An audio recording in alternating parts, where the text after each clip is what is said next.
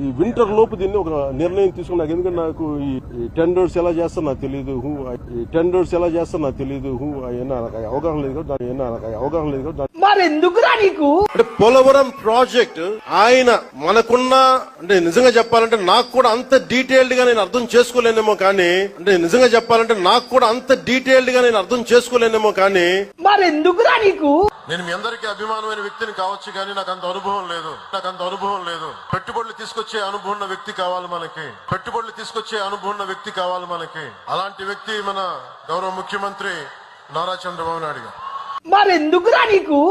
Sir, technical గా ఉన్న వాళ్ళని తగ్గించేసి అడ్మినిస్ట్రేటర్స్ తో రన్ చేస్తున్నారు. పని ఒత్తిడి కూడా కార్మికులలో నిర్వహణ లోపం చాలా ఎక్కువగా ఉంది అనేది కూడా లోపల పనిచేసిన వాళ్ళు అంటున్నారు మేడం. ఇది మీరు అడిగిందే నాకు చెప్పారు. కాకపోతే ఏంటంటే ఇది నేను దీనికి సంబంధించి అనుభవం ఉన్న వ్యక్తిని